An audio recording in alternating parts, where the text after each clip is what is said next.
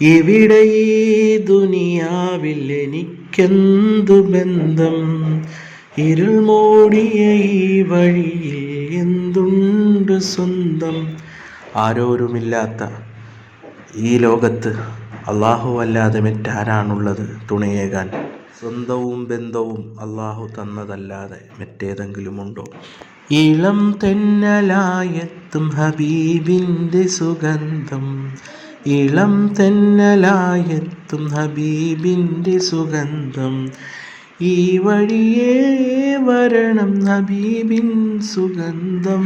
അള്ളാഹുവിനെ സ്നേഹിക്കുമ്പോൾ അവൻ്റെ മലായിക്കത്തുകളും അവൻ്റെ ഹബീബായ റസൂൽ സല്ലല്ലാഹു അലൈഹി വസല്ലമയും നമ്മെ ഇഷ്ടപ്പെടുന്നു. കാരണം ഹബീബില്ലാതെ നമുക്ക് ജീവിക്കാൻ കഴിയുകയില്ല. ഒരമല് പോലും ഹബീബില്ലാതെ നമുക്ക് ചെയ്യാൻ കഴിയുകയില്ല. ആ ഹബീബിലേക്ക് ലയിച്ചുകൊണ്ട് അള്ളാഹുവിലേക്ക് അടുത്തു അള്ളാഹു ഏറെ തൃപ്തിപ്പെടുകയും ചെയ്യും. ഭ്രാന്തായാൽ എന്തു സുഖം, സക്റാത്തിൻ മൗത്തെന്തു രസം.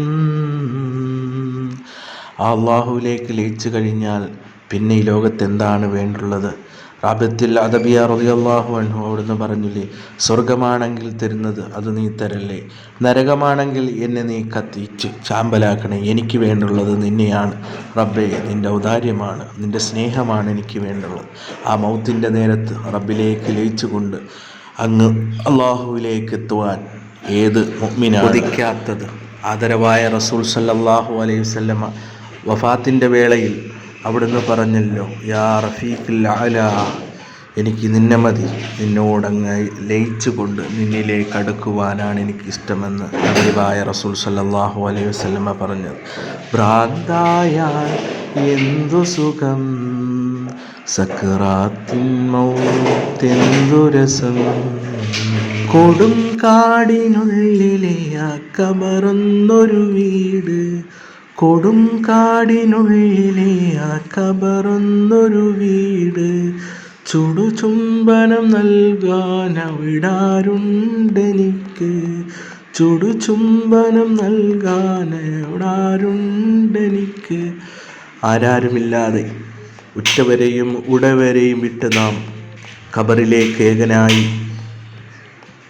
ദുനിയാവ് വിട്ട് നാം അള്ളാഹുവിലേക്കുള്ള യാത്രയിൽ അള്ളാഹുവിൻ്റെ റഹ്മത്തല്ലാതെ മറ്റൊന്നും അവിടെയില്ല.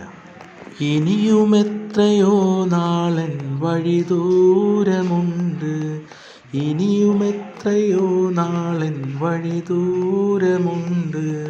ഖബർ, ആ ഖബറിൽ ഏകാന്തതായി നിൽക്കുമ്പോൾ എത്രയോ നാളാണ് വഴി ദൂരമുള്ളത് ഖിയാമം നാളിലേക്ക്. ഇനിയും എത്രയോ നാളൻ വഴി ദൂരമുണ്ട് അള്ളാഹുവിലേക്ക് അടുക്കുവാൻ.